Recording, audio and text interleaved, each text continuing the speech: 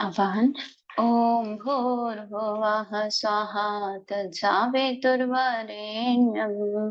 भर्गो देवस्य धीमहि धियो यो नः प्रचोदयात्। ओम गुरुर्ब्रह्मा गुरुर्विष्णु गुरुरेव महेश्वरा गुरुरेव परब्रह्मा तस्मै श्री गुरवे नमः। अखण्डमण्डलाकारं व्याप्तं येन चराचरं तत्पदं दर्शितं येन तस्मै श्री गुरवे नमः। मातृवत् लाले त्रेचा पितृवत् मार्गदर्शिका नमोस्तुते गुरुसत्तायै श्रद्धा प्रज्ञायुता जया। ओम श्री गुरुवे नमः। आवाहयामि स्थापयामि ध्यायामि ततो नमस्कारं करोमि। प्रणाम सभी को। इनका एक पाठ है, वहीं से पढ़ते हैं। श्री राम कृष्ण और साकार निराकार। रात के 9:30 का समय होगा। अन्नपूर्णा देवी दालान को आलोकित कर रही हैं। सामने श्री रामकृष्ण भक्तों के साथ खड़े हुए हैं। सुरेंद्र, राखाल, केदार, मास्टर, राम, मनोमोहन तथा और भी अनेक भक्त हैं। उन लोगों ने श्री रामकृष्ण के साथ ही प्रसाद पाया है। सुरेंद्र ने अब सबको तृप्ति पूर्वक भोजन कराया है। अब श्री रामकृष्ण दक्षिणेश्वर लौटने वाले। भक्तजन भी अपने अपने घर जाएंगे। सब लोग दालान में आकर इकट्ठे हुए। सुरेंद्र श्री रामकृष्ण से, परंतु आज मातृ वंदना का एक भी गाना नहीं हुआ। श्री रामकृष्ण देवी प्रतिमा की ओर उंगली उठाकर, आहा, दालान की कैसी शोभा हुई है। माँ मानो अपनी दिव्य छटा छिटका कर बैठी हुई है। इस रूप के दर्शन करने पर कितना आनंद होता है। भूख, इच्छा, शोक ये सब भाग जाते हैं। परंतु क्या निराकार के दर्शन नहीं होते? नहीं होते हैं, हाँ। जरा भी विषय बुद्धि के रहते नहीं होते। ऋषियों ने सर्व स्वत्याग करके अखंड सच्चिदानंद में मन लगाया था। आजकल ब्रह्मज्ञानी उन्हें अचल धन कहकर गाते हैं। मुझे अलोना लगता है। जो लोग गाते हैं वे मानो कोई मधुर रस नहीं पीते। शीरे पर ही भूले रहे तो मिश्री की खोज करने की इच्छा नहीं हो सकती। तुम लोग देखते हो बाहर कैसे सुंदर दर्शन हो रहे हैं और आनंद भी कितना मिलता है। जो लोग निराकार निराकार करते हैं कुछ नहीं पाते। उनके ना है बाहर और ना है भीतर। श्री रामकृष्ण माता का नाम लेकर इस भाव का गीत गा रहे हैं। माँ आनंदमयी होकर मुझे निरानंद न करना। मेरा मन तुम्हारे उन दोनों चरणों के सिवा और कुछ नहीं जानता। मैं नहीं जानता धर्मराज मुझे किस दोष से दोषी बतला रहे हैं। मेरे मन में यह वासना थी कि तुम्हारा नाम लेता हुआ मैं भवसागर से तर जाऊंगा। मुझे स्वप्न में भी नहीं मालूम था कि तुम मुझे असीम सागर में डुबा दोगे। दिन रात मैं दुर्गा नाम जप रहा हूँ, किंतु फिर भी मेरी दुख राशि दूर न हुई। परंतु हे पर सुंदरी, यदि इस बार भी मैं मरा तो यह निश्चय है कि संसार में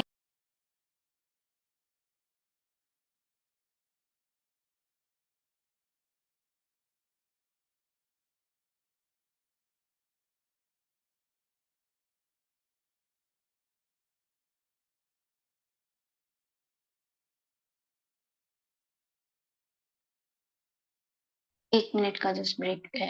एक मिनट होल्ड कर।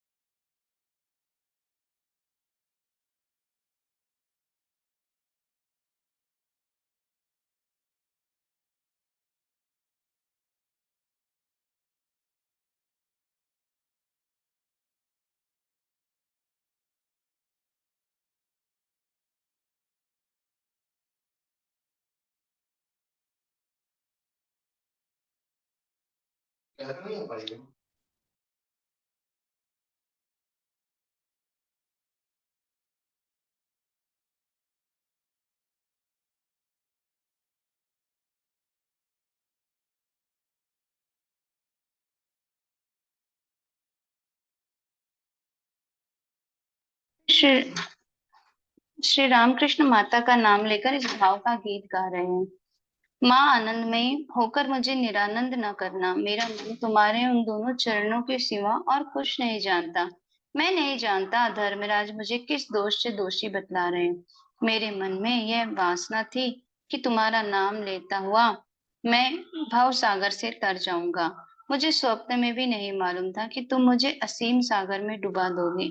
दिन रात मैं दुर्गा नाम जप रहा हूँ, किंतु फिर भी मेरी दुख राशि दूर न हुई।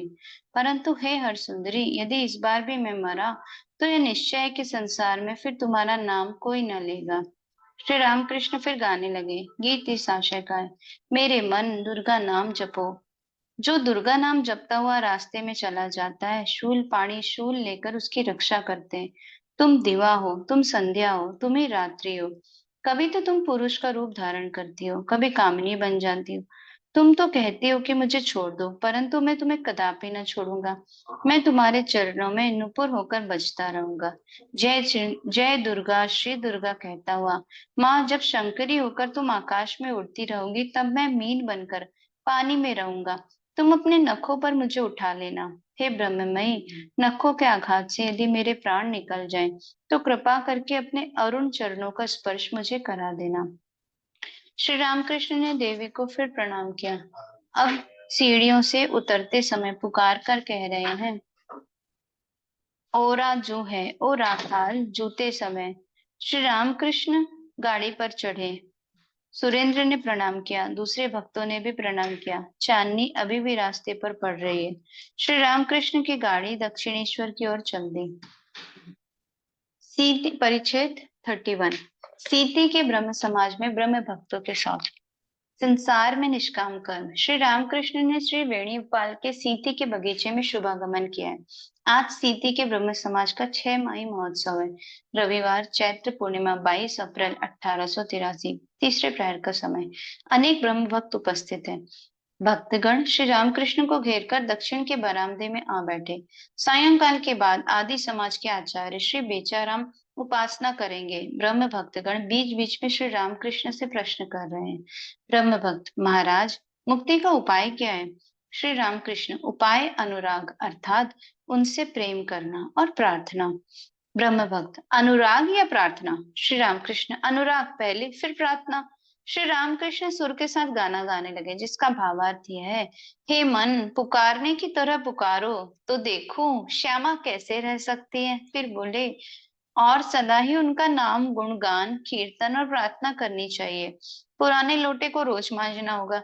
एक बार मांजने से क्या होगा? और विवेक, वैराग्य तथा संसार अनित्य है, यह बुद्धि चाहिए।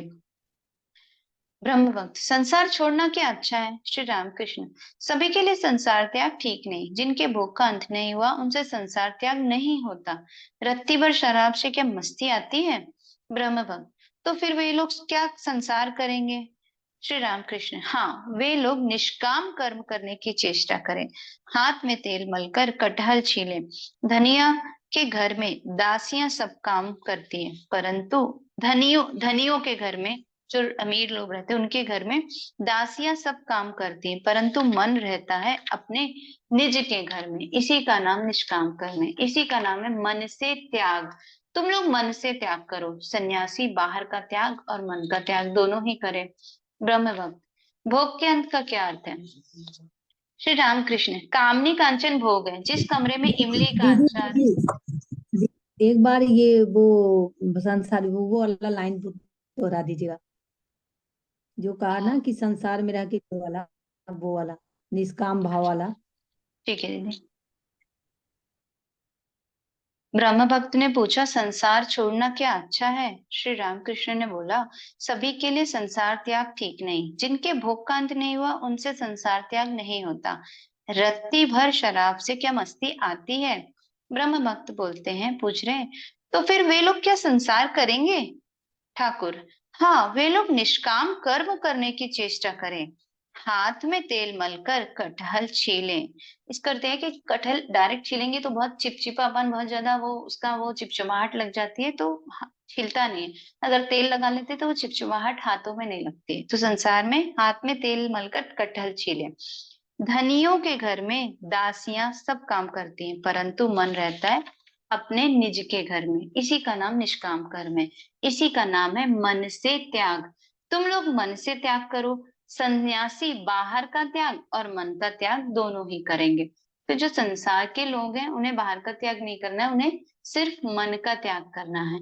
और जो लोग सन्यासी है वो बाहर का त्याग और मन का त्याग दोनों करेंगे। अब ब्रह्म भक्त पूछ रहे हैं भोग के अंत का क्या अर्थ है। श्री रामकृष्ण, कामनी कांचन भोग है। जिस कमरे में इमली का अचार और पानी की सुराही है, उस कमरे में यदि सन्नीपात का रोगी रहे तो मुश्किल ही दीदी, है। दीदी इसका पिछले वाला को इसको डिफाइन कीजिए तो।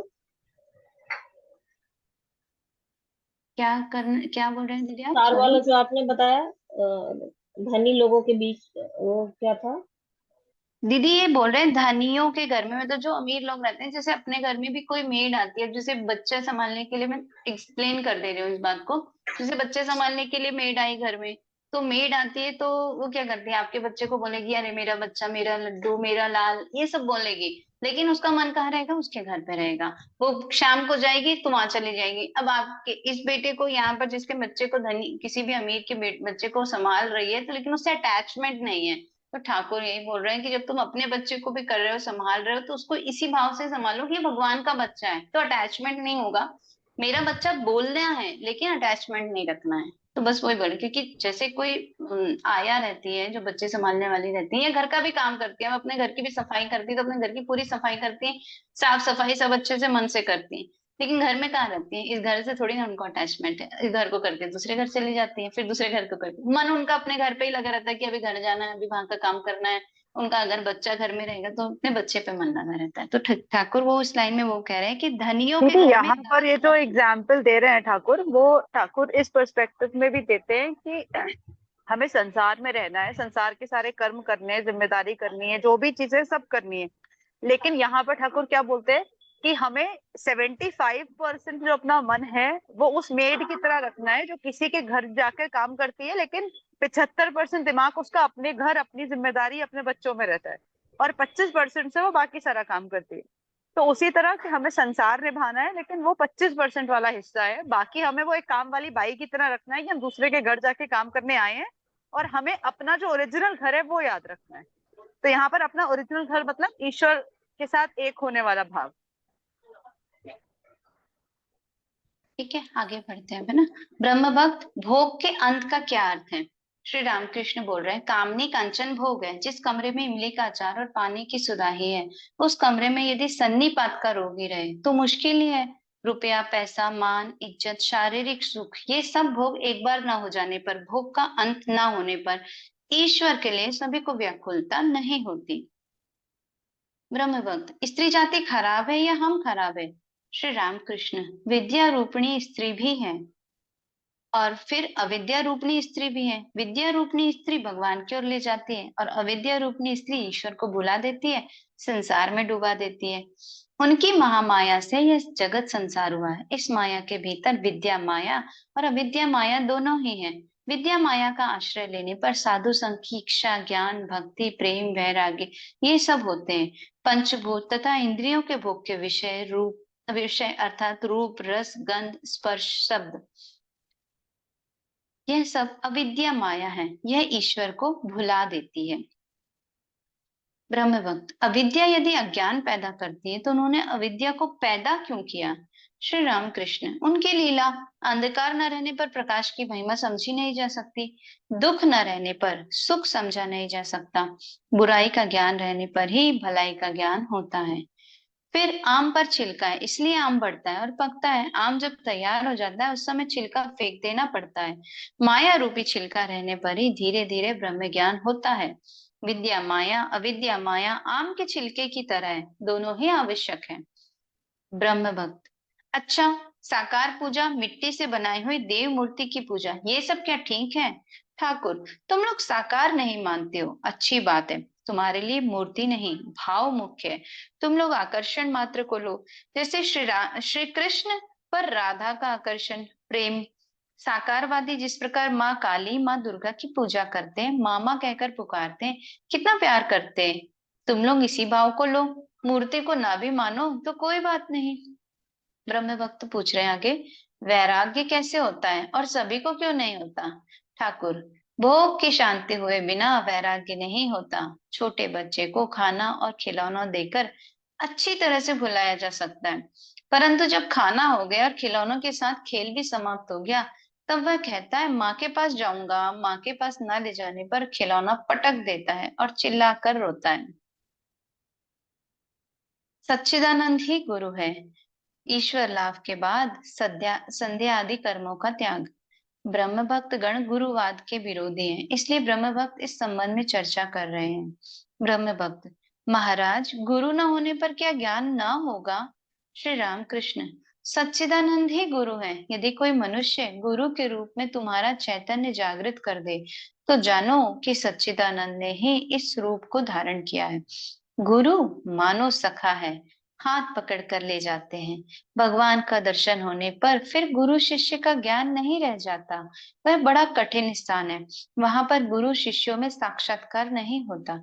इसलिए जनक ने सुखदेव से कहा था, यदि ब्रह्म ज्ञान चाहते हो तो पहले दक्षिणा दो, क्योंकि ब्रह्म ज्ञान हो जाने पर गुरु शिष्यों में भेद बुद्धि नहीं रहेगी। जब तक ईश्वर का दर्शन नहीं होता, तभी तक गुरु शिष्य का संबंध रहता है। थोड़ी देर में संध्या हुई। ब्रह्म भक्तों में से कोई कोई श्री रामकृष्ण से कह रहे हैं, संध्या शायद अब आपको संध्या करनी होगी। श्री रामकृष्ण: नहीं, ऐसा कुछ नहीं। यह सब पहले पहले एक एक बार कर लेना पड़ता है, उसके बाद फिर अर्घ्य पात्र या नियम आदि की आवश्यकता नहीं रहती। श्री रामकृष्ण तथा आचार्य बेचाराम वेदांत और ब्रह्म तत्व के प्रसंग में। संध्या के बाद आदि समाज के आचार्य श्री बेचाराम ने वेदी पर बैठकर उपासना की। बीच बीच में ब्रह्म संगति और उपनिषद का पाठ होने लगा। उपासना के बाद श्री रामकृष्ण के साथ बैठकर आचार्य जी अनेक प्रकार के वार्तालाप कर रहे हैं। श्री रामकृष्ण ठाकुर बोल रहे हैं, अच्छा, निराकार भी सत्य और साकार भी सत्य है, आपका क्या मत है? अब ये आचार्य जी से पूछ रहे हैं।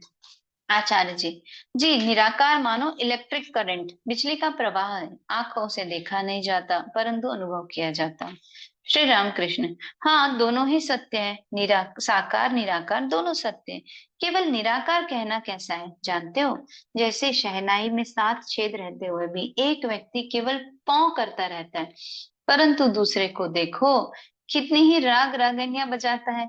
उसी दूसरे को देखो कितनी ही राग रागनियां बजाता है। उसी प्रकार देखो साकारवादी ईश्वर का कितने भावों से आस्वाद लेना है। शांत, दास्य, साख्य, वात्सल्य, मधुर, अनेक भावों से। असली बात क्या है जानते हो? किसी भी प्रकार से अमृत के कुंड में गिरना है। चाहे स्तव करके गिरो अथवा कोई धक्का दे दे और तुम जाकर कुंड में गिर पड़ो, परिणाम एक ही होगा, दोनों ही अमर होंगे। ब्रह्मों के लिए जल और बर्फ की उपमा ठीक है। सच्चिदानंद मानो अनंत जल राशि है। महासागर का जल ठंडे देश में स्थान स्थान पर जिस प्रकार बर्फ का आकार धारण कर लेता है, उसी प्रकार भक्ति रूपी ठंड से वे सच्चिदानंद भक्त के लिए साकार रूप धारण करते हैं। ऋषियों ने उस अतीन्द्रिय चिन्मय रूप का दर्शन किया था और उनके साथ वार्तालाप किया था। भक्त के प्रेम के शरीर भगवती तनु द्वारा इस चिन्मय रूप का दर्शन होता है। फिर है ब्रह्म, अवांगमन सगोचरम, ज्ञान रूपी सूर्य के ताप से साकार बर्फ गल जाती है। ब्रह्म ज्ञान के बाद, निर्विकल्प समाधि के बाद फिर वही अनंत वाक्य मन की अतीत अरूप निराकार ब्रह्म। उसका स्वरूप मुख से नहीं कहा जाता, चुप हो जाना पड़ता है। मुख से कहकर अनंत को कौन समझाएगा? पक्षी जितना ही ऊपर उठता है, उसके ऊपर और भी है। आप क्या कहते हैं? आचार्य: जी हाँ, वेदांत में इसी प्रकार की बातें हैं। श्री रामकृष्ण: नमक का पुतला समुद्र नापने गया था, लौटकर फिर उसने खबर न दी। एक मत में है, सुखदेव आदि ने दर्शन स्पर्शन किया था, टुक्की नहीं लगाई थी।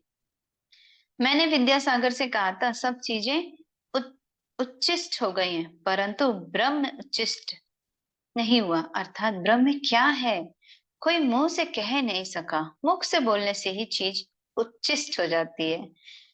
विद्यासागर विद्यमान है, यह सुनकर बहुत खुश हुए।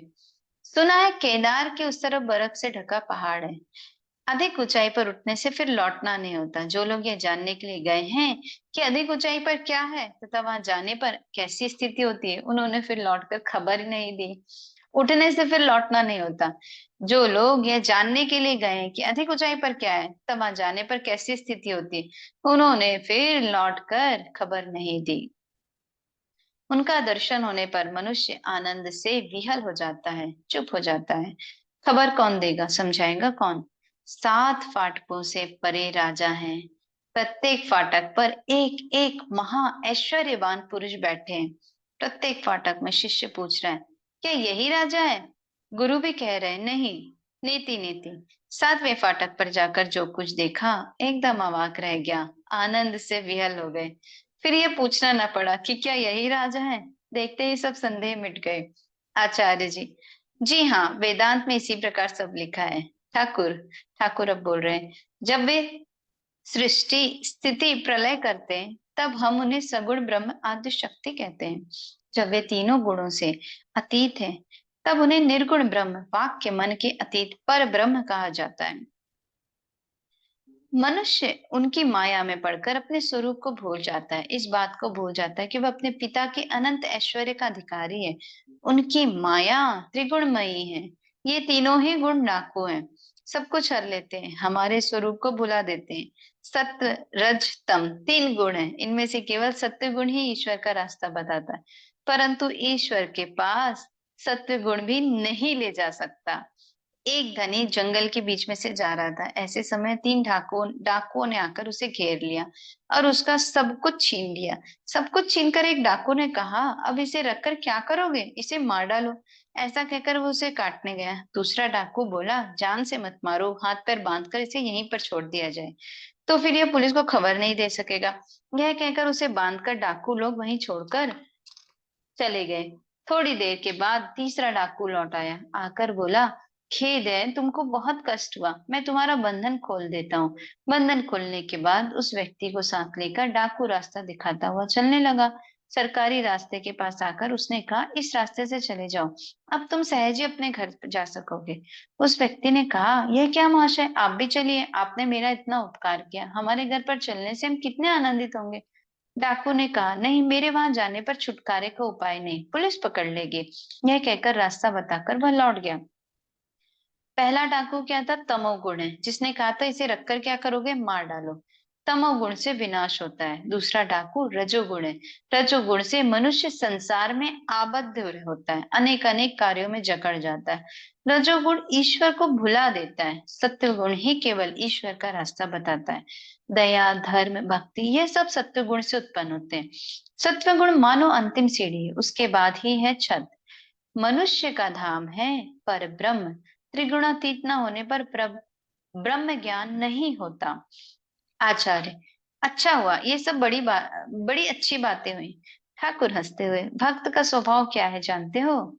मैं कहूँ तुम सुनो, तुम कहो मैं सुनूं। तुम लोग आचार्य हो, कितने लोगों को शिक्षा दे रहे हो। तुम लोग जहाज हो, हम तो है मछुए की छोटी नैया। सभी हंसने लगते हैं।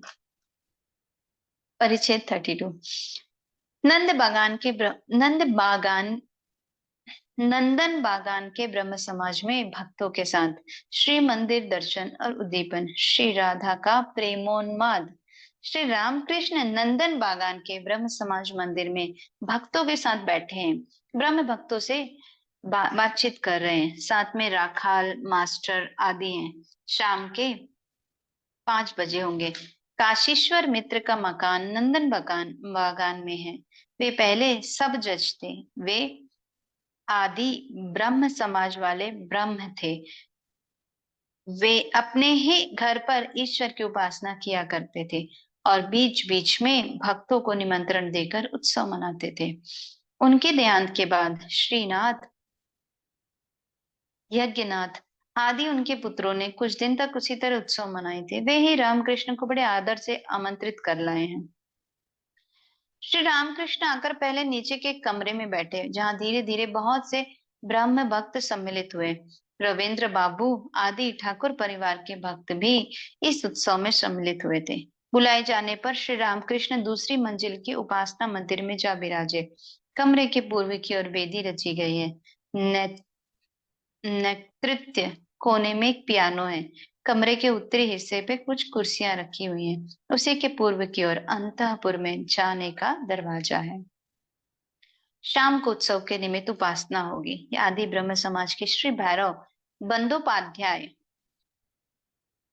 बंदोपाध्याय और एक दो भक्त मिलकर वेदी पर उपासना का अनुष्ठान करेंगे। गर्मी का मौसम है। आज बुधवार चैत्र की कृष्णा दशमी है, 2 मई 1883। अनेक ब्रह्म भक्त नीचे के बड़े आंगन या बरामदे में इधर उधर घूम रहे हैं। श्री जानकी, घोषाल आदि 2-4 सज्जन उपासना गृह में आकर श्री रामकृष्ण के पास बैठे।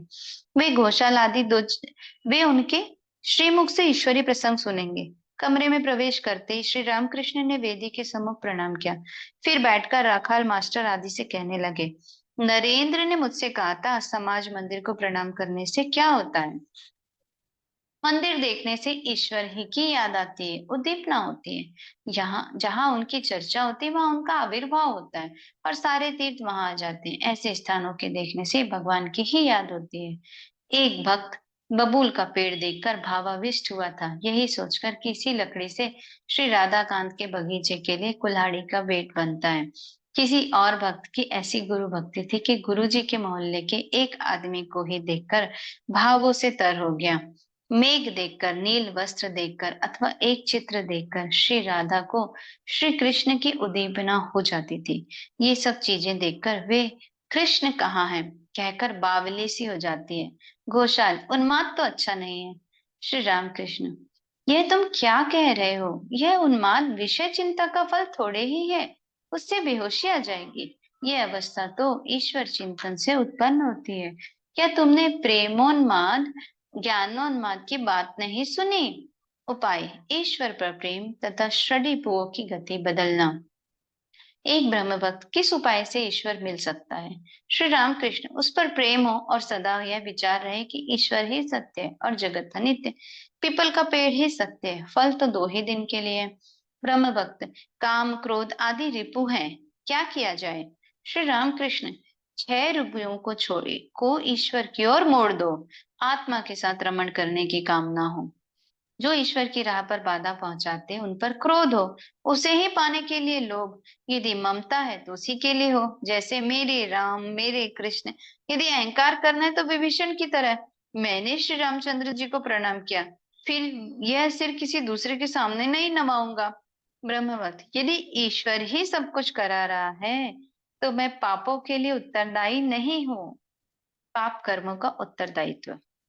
श्री रामकृष्ण हंसते हुए, दुर्योधन ने वही बात कही थी, त्वया ऋषिकेश हृदय स्थितेन यथा नियुक्तो अस्मि तथा करोमि।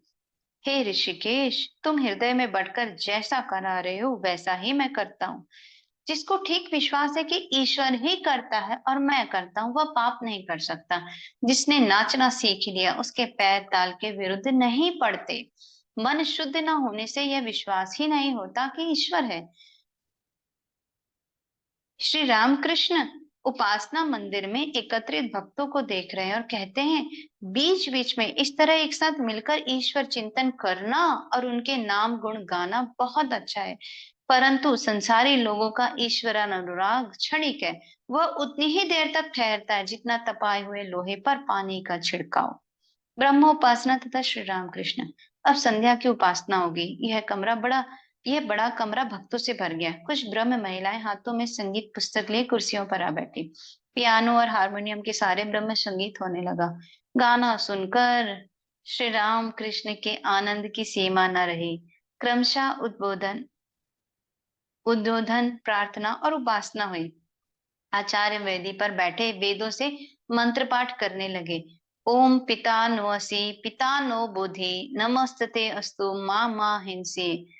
तुम हमारे पिता हो, हमें सद्बुद्धि दो। तुम्हें नमस्कार है, हमें नष्ट न करो। ब्रह्म भक्त उनसे स्वर मिलाकर कहते हैं, ओम सत्यम ज्ञानम मनंतम ब्रह्म ओ आनंद रूप ममृतम यदि भाति शांतम शिवम द्वैतम शुद्धम पाप विद्यम। फिर आचार्यों ने स्तव पाठ किया। ओम नमस्ते सतेते जगत कारणाय नमस्ते चिते सर्वलोकाश्रणाय इत्यादि।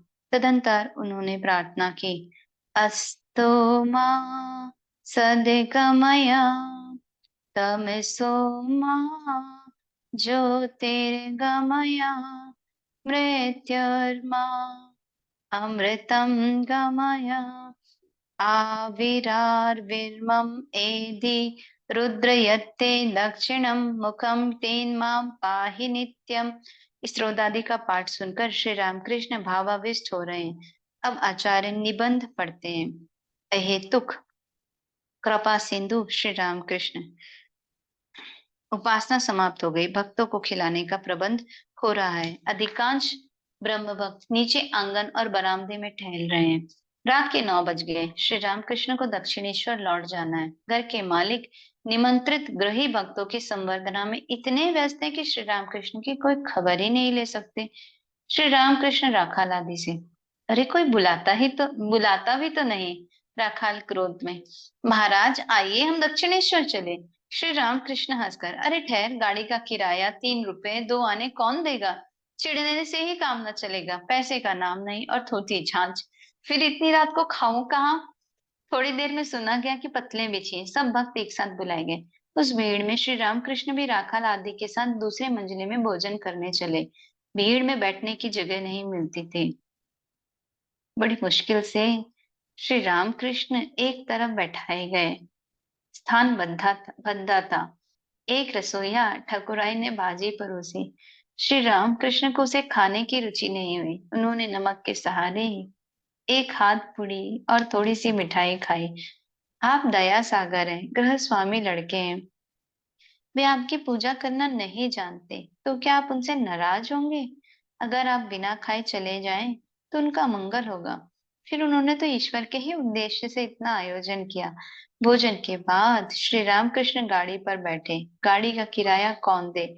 इस भीड़ में गृह स्वामियों का पता ही नहीं चलता था। इस किराए के संबंध में श्री रामकृष्ण ने बाद में विनोद करते हुए भक्तों से कहा था, गाड़ी का किराया मांग गा ही दिया। फिर बड़ी कोशिश से 3 रुपए मिले, पर 2 आने नहीं दिए। कहा कि उसी से हो जाएगा। प्रणाम सभी को। आज यही तक पढ़ते हैं, शांति पाठ करते हैं। ओ असतो मा सद्गमया तमसो मा ज्योतिर्गमया मृत्योर्मा अमृतं गमय। ओम शांति शांति शांति। सर्वारिष्ट शांतिर्भवतु।